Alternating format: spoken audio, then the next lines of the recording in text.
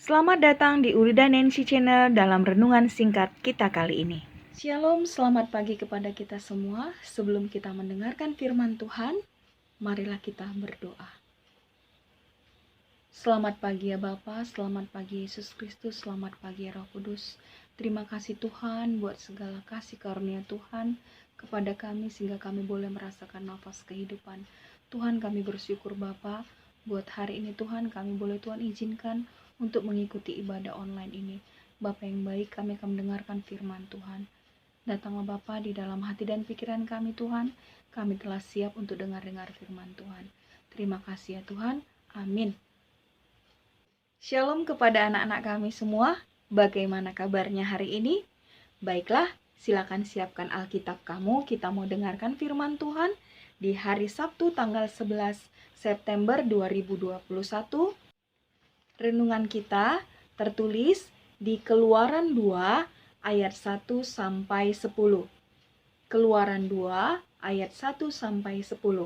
Mem akan bacakan terlebih dahulu ya anak-anak Mem. Judul perikop kita adalah Musa lahir dan diselamatkan.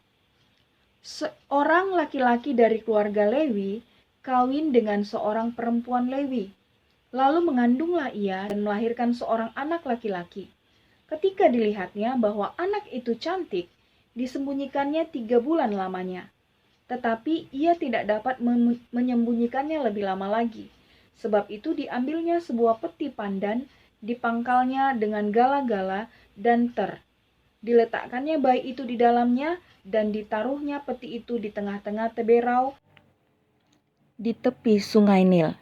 Kakaknya perempuan berdiri di tempat yang agak jauh untuk melihat apakah yang akan terjadi dengan dia.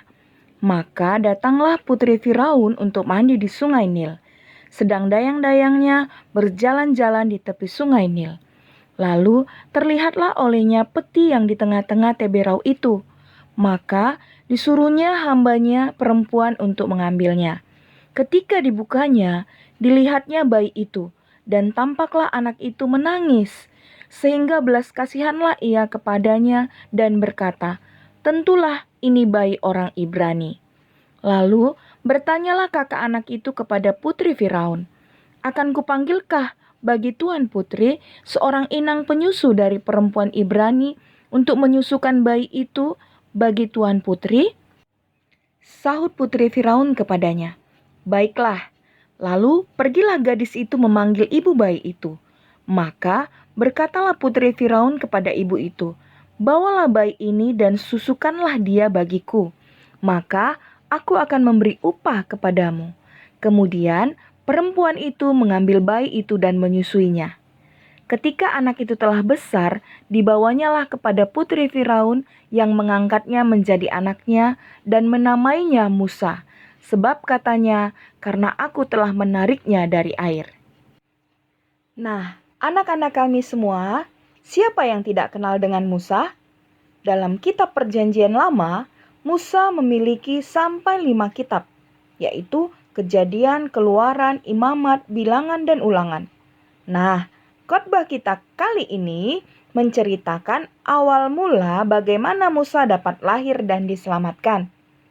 Anak-anak kami sekalian, dalam cerita ini bisa kita baca bahwa bangsa Israel saat itu sedang diperbudak oleh bangsa Mesir. Nah, Raja Mesir saat itu yaitu Firaun sangat heran melihat bangsa Israel. Kenapa ya?